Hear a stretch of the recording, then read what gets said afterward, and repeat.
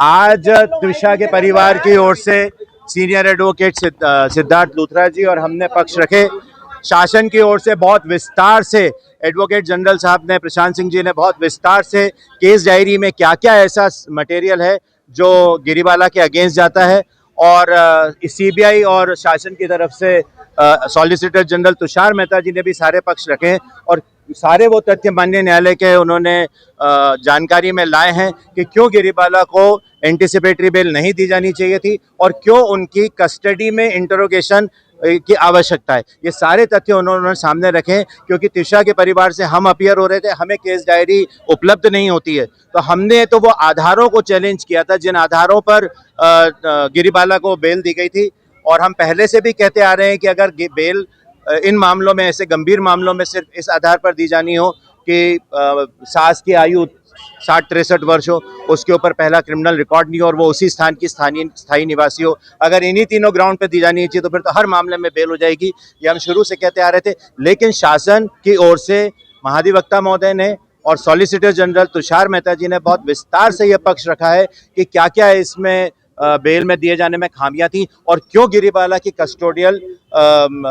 Interrogation की ज़रूरत थी। उन्होंने ये भी पक्ष रखा है कि जो भोपाल की कोर्ट ने, सेशन कोर्ट ने जो बेल ऑर्डर दिया है वो 12 घंटे के अंदर ही, एफआईआर दर्ज हुई है 15 तारीख को सुबह सुबह 2:44 में, और फिर उसी दिन में 12 घंटे के अंदर ही बहुत ही त्वरित तरीके से, बिना इन्वेस्टिगेशन प्रॉपरली स्टार्ट हुए, बिना कोई इन्वेस्टिगेशन का मटेरियल कलेक्ट करे बेल दे दी गई है, बहुत ही हरीडली, बहुत ही त्वरित तरीके से। इस पे उन्होंने पक्ष रखा है और ये भी पक्ष रखा है कि वो सारे दस्तावेज, वो सारी चीज़ें जो इन्वेस्टिगेशन को जब्त करनी चाहिए थी और उन्होंने जब्त की भी हैं, लेकिन जब्त करने के पहले ही जो सीसीटीवी फुटेज और डीवीआर वगैरह है वो स्वयं उन्होंने लीक करा, उन्होंने खुद दिया, यानी उन्होंने उसको निकाला है उसमें से, जो बाद में पुलिस ने जब्त किया। तो अब ये इन्वेस्टिगेशन का मैटर है कि उसको किस तरीके से उन्होंने क्या मैनिपुलेट किया है, क्या उसमें कोई उन्होंने फेरबदल की है, ये सब अब इन्वेस्टिगेशन का पार्ट है क्योंकि अब डीवीआर उनके पास है। और उन्होंने ये भी पक्ष रखा है कि बेल मिलने के बाद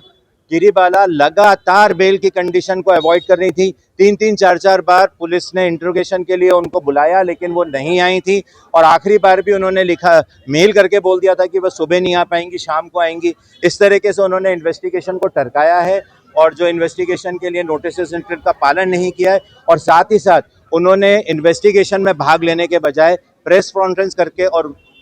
वीडियो वगैरह दे करके और अपना पक्ष रख करके और त्रिशा के बारे में अनर्गल प्रलाप करके इन चीज़ों में इन्वेस्टिगेशन को इन्फ्लुएंस करने के लिए बहुत डिटेल में एडवोकेट जनरल साहब ने पोस्टमार्टम की इंजुरीज को हाईलाइट किया है। उन्होंने ये बताया है कि गले पे जो निशान थे, उसके अलावा गले पे जो उसके पट्टे के निशान थे, उसके अलावा सिर में भी चोट थी, हाथ में चोट थी, कोहनी में चोट थी, उंगली में चोट थी, कमर में चोट थी, 7 चोट थी। और उन्होंने पोस्टमार्टम, पहली पोस्टमार्टम, हालांकि अभी सेकंड पोस्टमार्टम की रिपोर्ट आनी बाकी है, लेकिन पहली पोस्टमार्टम रिपोर्ट को ही उन्होंने देख करके ये बताया है कि इसमें ये स्पष्ट डॉक्टरों ने लिखा है कि ये सातों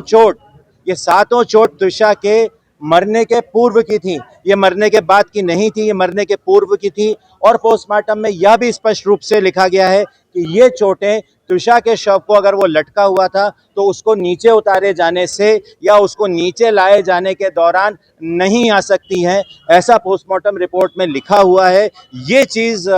एडवोकेट जनरल के हिसाब से स्पष्ट की गई है पोस्टमार्टम रिपोर्ट के बेसिस पे, और उन्होंने ये हाईलाइट किया है कि ये बहुत ही गंभीर मामला था और अगर प्रॉपर इन्वेस्टिगेशन होता तो ये दहेज हत्या से भी आगे जा सकता था, इसीलिए कस्टोडियल उनकी इंट्रोगेशन की जरूरत थी। बाकी हम लोग अब इंतजार कर रहे हैं, माननीय न्यायालय कुछ देर में आदेश करेंगे। हमें उम्मीद है कि हम,